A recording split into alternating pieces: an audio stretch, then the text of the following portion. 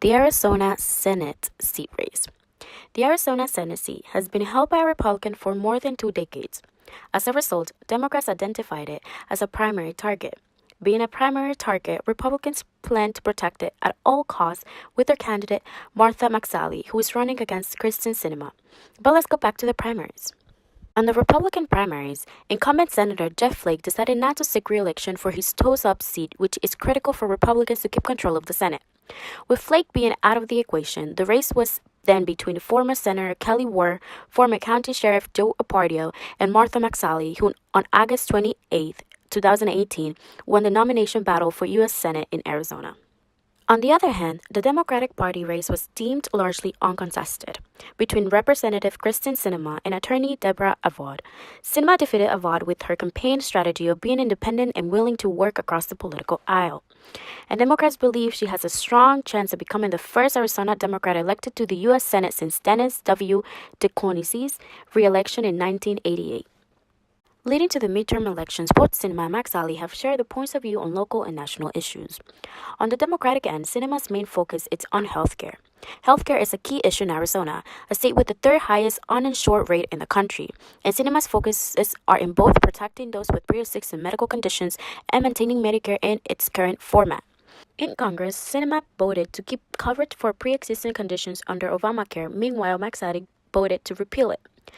But it's not that McSally doesn't support coverage for pre-existing conditions. What she doesn't support is Obamacare. She has quoted, "The Obama experiment has failed, and she believes that a new system should be created that will lower medical insurance costs." On national issues, national security is central to McSally's campaign, but not so much to Sinema's, and McSally has used Sinema's anti-war past against her. In one of McSally's campaign ads, she stated, "While we were in harm's way in uniform, Kristen Sinema was protesting us in pink tutu and degrading our service." By this, she refers to how Sinema was protesting against the Iraq War after 9/11 instead of serving in the military. At the end of the ad, McSally states, "We need strong leaders who understand the threat and respect our troops." Kristen Sinema fails the test. This statement could be crucial in the campaign due to the fact that Arizona has more than 500,000 veterans. The candidate's points of view can have a major impact on the race outcome. Here's an analysis of the race at different time periods. From primaries to September 13, Kristen Sinema had emerged as a favorite for the race, but Martha McSally seemed to have consolidated the Republican vote rather quickly after winning her primary election. Even though the national environment is unfavorable to Republicans, Arizona is still, at its core, a Republican-leaning state. This is a tight race, with both parties brushing up against the threshold they need to win. From September 13 to October 6, Kristen Sinema opened up a narrow lead over Martha McSally. There are still a lot of undecideds, but Arizona is a fairly Republican state. This is likely to go down to the wire. As the days of October 26, things have changed in a matter of 20 days, and now Martha McSally has a slight lead in the polls. So now the question is, who is going to be the winner?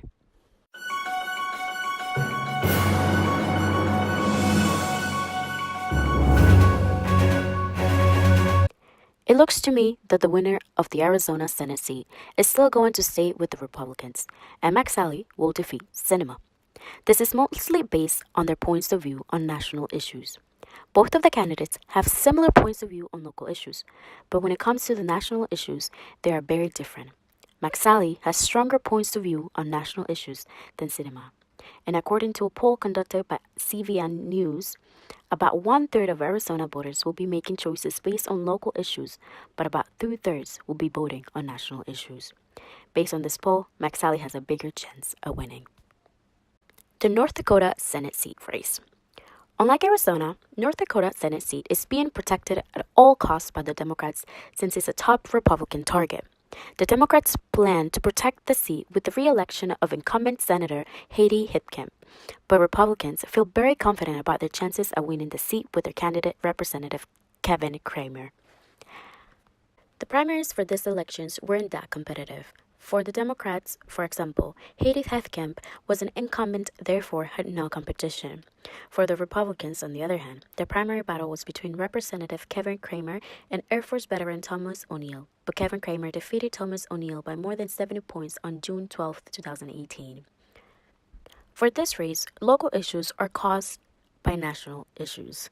For example, the trade war between the United States and China has had a negative impact on North Dakota farmers. Hifkamp's point of view on the matter is that the dispute placed an unfair burden on a Midwestern state like North Dakota. She believes the target war was a bad idea and needs to be ended. On the other hand, Cramer urges patience, arguing that farmers will reap benefits from this conflict over the long term. Recent changes to the NAFTA agreement between Canada, Mexico, and the United States may provide some support for Cramer. Another important issue on this race are fossil fuels, which is an issue the race could come down to. But the problem is that both Hithkamp and Cramer have similar stances on energy. Now the question is which one is the best champion of the state's fossil fuel industries that rank among the most productive in the nation? And the answer to that question is what could determine the winner. Now let's look at an analysis of the race at different time periods. Up until September 13, all parties involved seemed to agree that Kevin Cramer had a slight lead over incumbent Heidi Heitkamp. Even in a year where Democrats are expected to perform well, North Dakota is looking as a state the Democrats won't be able to keep. As it is of October 26, the race appears to have gone away from Heidi. Now, down by 15 points 2 weeks before an election in a state that went overwhelming for Trump is not where she had to hope to be. It would be a major shock at this point if Heidi wins. So, who is going to be the winner for the North Dakota seat?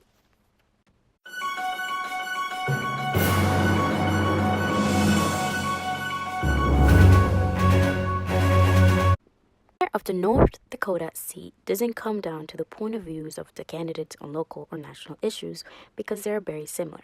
In this race, the winner, I believe, has come down to a decision of the incumbent candidate on an issue that was initially not part of a race but became one, the confirmation of Judge Brett Kavanaugh. Heidi voted against Kavanaugh in light of the sexual assault allegations against him. The Republicans believe that her vote was the final nail in the coffin of Heithkamp's Senate career, and so do I. North Dakota Senate seat will belong to the Republicans after November 6. Texas Senate seat race. Texas has not voted for any Democrat to statewide office since 1994. But the 2018 race looks different than the past races because the Democratic Party has a strong Democratic challenger, Beto O'Rourke, running against incumbent Senator Ted Cruz. In the primary elections for the Republican Party, incumbent Ted Cruz went up against Mary Miller, Bryce Jacobson Jr., Stefano DiStefano, and Geraldine Sam. But on March 6, 2018, Cruz defeated all of them by taking 85.3% of the votes. On the Democratic primaries, Beto O'Rourke went up against less candidates than Cruz. He only went up against Sema Hernandez and Edward Kimbrough, whom he defeated on March 6, 2018 by taking 61.8% of the votes. On economic issues, on one hand, we have Beto, who says he would promote regulations on business and industry that protect consumers, promote competition, and grow the economy. He also supports stronger antitrust regulations to break up monopolies that he says stifle competition and innovation. And on the other hand, we have Cruz, who highlights his support for the 2017 tax cut package championed by President Donald Trump congressional Republicans. He credits the cuts with providing a jolt to both the Texas and national economies and delights taking the opportunity to point out what he says is the lowest unemployment rate in a generation. On education issues, Cruz has long advocated abolishing the U.S. Department of Education, saying that the federal government, quote, has no authority to set curriculum and other classroom standards for local school districts. He is also an advocate for school vouchers, which allow parents to tap money they pay in local school taxes for tuition and other expenses in private schools. Meanwhile, O'Rourke says he would like to increase federal aid to public schools in low-income communities. He also says teachers and local education officials should have more autonomy when it comes to setting classroom standards and reduce the emphasis on arbitrary high stakes tests. When it comes to energy and the environment, O'Rourke says he favors a mix of renewable energy and protecting the traditional fossil fuel energy sources that have long served as the backbone of the state's economy. He also wants the United States to reverse Trump's decision to withdraw from the Paris Climate Accords, but Cruz doesn't think the same way. Cruz has said he was among lawmakers who encouraged Trump to withdraw from the Paris Accords, calling the move great news for the Texas economy, because the international agreement, he said, would make oil and gas energy sources not affordable for many Texans. On the issue of healthcare, you have in one hand O'Rourke, who said on Facebook last year that, quote, single-payer Medicare for All program is the best way to ensure all Americans get the health care they need. But later on, he modified his position, saying Medicare is one option toward universal coverage. And on the other hand, you have Cruz, who is among the most outspoken critics of former President Barack Obama's signature achievement, the Affordable Care Act. He wants the law off the books and to be replaced with the law that would allow Americans to purchase health insurance across state lines. And last but certainly not least, one of the most heated issues in the country in the present day, immigration. O'Rourke is a fierce opponent of Trump's plan for a border wall. He has also rallied to protest the administration family separation policy for people who enter the United States without documentation. He supports a path to citizenship for immigrant children who cross the border with parents or other family members. But Cruz doesn't think the same way as O'Rourke. Cruz supports Trump's border wall proposal, and he also cast the alone vote in the Senate against a Trump-backed initiative to offer a path to citizenship for some 1.1 million young immigrants brought into the country illegally as children. Now, let's look at the analysis of the race at different time periods. Up until September 9th, Beto O'Rourke has kept the race close. This race is going to drain Republicans' resources, and Ted Cruz could very much lose this one. As is of September 25th, Quinnipiac University polls put Cruz ahead by a comfortable 54 to 45 margin. If you look at the polling data as a whole, the polls with more undecideds tend to show a close race, while pollsters who push undecideds harder show a Cruz lead. This is consistent with the storyline suggesting that there are a larger number of undecideds, perhaps intrigued by Beto, but who nevertheless lean Republican. But in this chaotic environment, we should still consider the race a toss-up overall. In a matter of a month, as it is of October 26th, this race seems to have broken away from the Democrats. It looks like Ted Cruz is going to win. So out of this unexpected race, who is the winner going to be?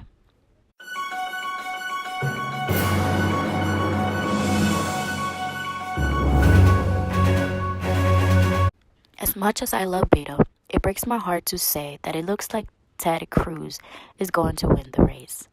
I'm basing this prediction on the fact that Texas is a red state and also on polls conducted by the University of Quinnipiac that showed that Cruz leads O'Rourke by 6 points. Let's hope the polls are wrong just like they were for the 2016 presidential election. Florida Senate seat race. The Florida Senate seat is one of the most expensive Senate races in the country and perhaps the most rancorous. Three-term incumbent Senator Bill Nelson faces term-limited Governor Rick Scott. For the Democratic Party, three-term incumbent Senator Bill Nelson faced no challengers in his party's primary, therefore making him the winner of the election in the Democratic primary for U.S. Senator of Florida on August 28, 2018. On the Republican Party, on the other hand, term-limited Governor Rick Scott faced Roque de la Fuente, whom he defeated by winning 88.6% of the votes. According to a recent NBC/Merits poll, the top public policy issues for the Florida Senate seat race are health care, immigration, and guns. Of these issues, Rick Scott advocates legal protection for immigrant dreamers. And in 2018, he also signed limited gun restrictions into law after the mass shooting at the Marjory Stoneman Douglas High School in Parkland. While Scott focuses on immigration and guns, Mr. Nelson focuses on health care, and he also criticized Mr. Scott for declining to expand Medicaid under the Affordable Care Act. Of these issues, healthcare and guns are the most important issues to Democratic voters, while Republicans are more interested about immigration than healthcare. Now, let's look at an analysis of the race at different time periods. As of September 13, Rick Scott holded a narrow but consistent edge in the polling. Scott is extremely well known, while Nelson has a lower profile in the Senate, which could lead to a pleasant surprise for Republicans and win the seat. As of October 6, Rick Scott's lead has evaporated as Bill Nelson has begun to expand. The race is still close, but Nelson seems to have at least stabilized the situation when it looked like it might be getting away from him. So, who's going to be the winner for Florida?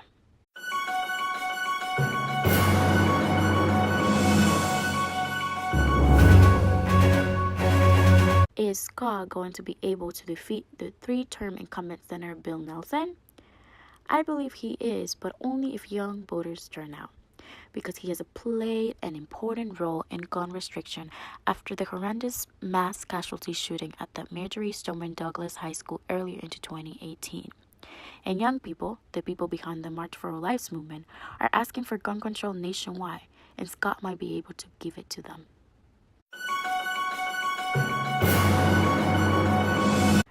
Florida's 27th Congressional District race. The Florida 27th Congressional District is as it is of right now being represented by a Republican, but will it still be represented by a Republican after November 6? Incumbent Republican Ileana Raw Linton is not seeking re-election, which according to the New York Times, it is, quote, the best Democratic pickup opportunity in the country. The Democrats will now try to win with their candidate, former Health and Human Services Secretary Donna Salala, who is running against a Republican broadcast journalist, Maria Elvira Salazar. On the Democratic primary, former Health and Human Service Secretary Donna Shalala defeated State Representative David Richardson and former Knight Foundation Director Matt Hagman in the Democratic primary for U.S. House Florida District 27 on August 28, 2018, with her argument that her long tenure in public service prepared her to serve in Congress. She made it clear that she wanted to expand Medicare rather than move to a single-payer healthcare, something her opponents had used against her, and she was successful at getting her message across, which resulted her in obtaining 31.9% of the votes. On the Republican primary, journalist Maria Elvira Salazar defeated 8 other Republicans, Bruno Pareiro, Maria Peiriore, Stephen Marks, Angie Chirino, Bettina Rodriguez Aguilera, in the August 2018 primary election with 40.5% of the votes. On the issue of healthcare, in specific the future of the Affordable Care Act, both Salazar and Shalala have similar views. They both want to keep the act, with the difference that Salazar believes it could be better, leave some things in like pre-existing conditions and change some others. On the issue of trade, on Trump tariffs in specific, Salazar only support the tariffs with China for a limited period of time until it can be negotiated a better trade deal with China. Meanwhile, Shalala does not believe that a tariff war is in the interest of American business, and American business doesn't either.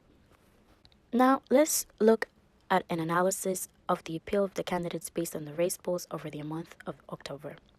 On October 16, 2018, Shalala led Salazar by 5 percentage of points, 44% to 39%, in an Asalon Lidscrum research poll of 500 voters.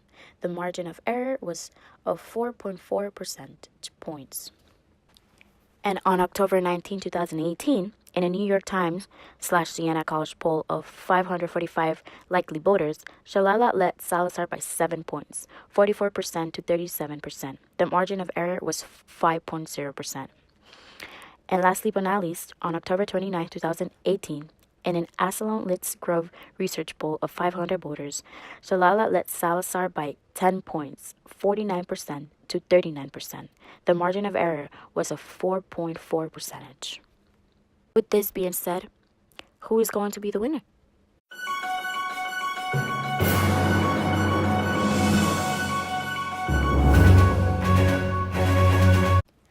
Based on the analysis of the race over the month of October, Shalala has a higher chance of winning the race because since the beginning of the month, Shalala was on the lead and has continued like that for the rest of the month by a significant number of points. The latest poll shows Shalala leads Salazar by 10 points. Therefore, she's the most likely winner of this race. Pennsylvania's 17th congressional district race. Pennsylvania's 17th congressional district race is the only U.S. House matchup of two incumbent U.S. representatives in 2018, Connor Lamb, a Democrat, and Keith Rufus, a Republican. This resulted from the Pennsylvania Supreme Court striking down the state's congressional district map as an illegal partition gerrymander in January and adopting a new map in February. Pennsylvania's new 17th district contains portions of the old 3rd, 12th, 14th, and 18th districts and is why two incumbents are going against each other. Because of the court ruling, in both primaries, neither candidate had opponents, leaving incumbent Connor Lamb to win the election in the Democratic primary and incumbent Keith Rufus in the Republican primary for U.S. House Pennsylvania District 17 on May 15, 2018. For this race, each candidate has his own agenda and his own goals. In one hand, you have Lamb, who plans on addressing the opioid epidemic, creating jobs, improving the Affordable Care Act, and protecting Social Security and Medicare as policy priorities.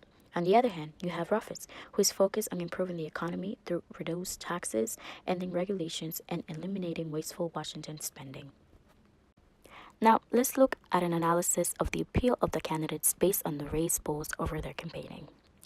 Monmouth University conducted two polls of this campaign, one from July 19th to July 22nd, in which out of a sample size of 401, Lamb had 53% of the support, Rufus had 40%, and 7% was undecided or other, with the margin of error of 5.2. Another poll was conducted from October 5th to October 8th, in which out of a sample size of 354, Lamb had 54% of the support and Rufus 20%, and 4% being undecided or other, with a margin of error of 5.2. So who is going to be the winner of this race?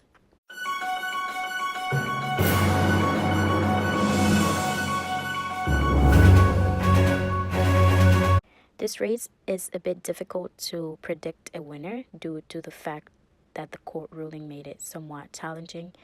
With that being said, I'm going to base it on the polling and outside facts. Like, for example, the fact that Lamb has been elected to 1 term and Rufus has been elected to 3 terms. The polls as well favor Lamb. Therefore, based on these 2 facts, I'm going to predict that Connor Lamb will be the winner of this race. Virginia's 10th Congressional District race.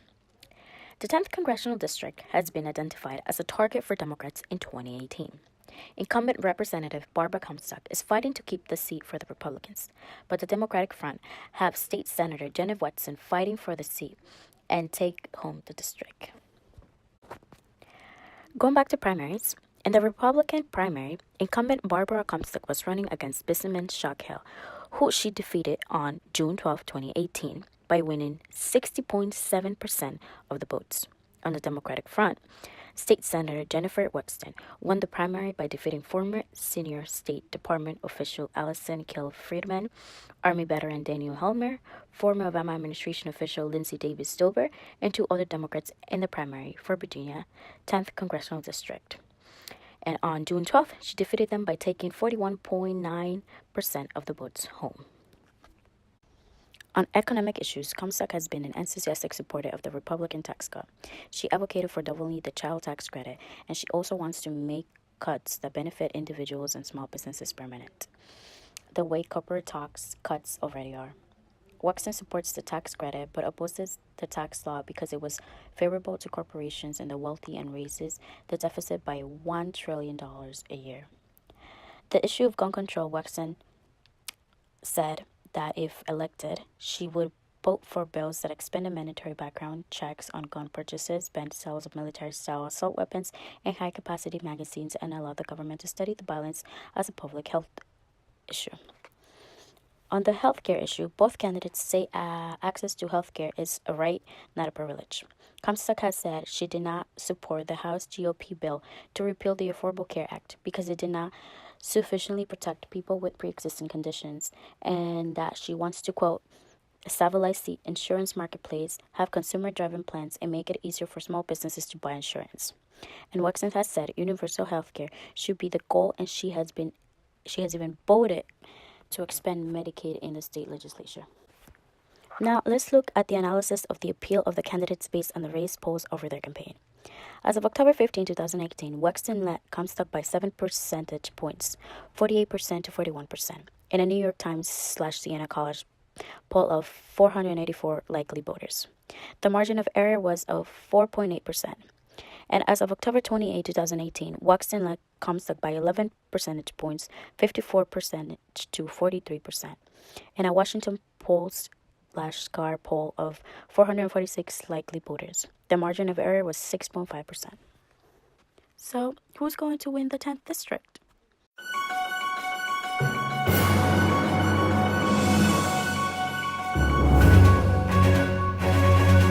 I have a feeling that Wexton will win the race. Yes, Comstock is an incumbent and therefore has the advantage to say that she has done things for the people of the 10th district. But Wexton is a strong candidate who can beat that.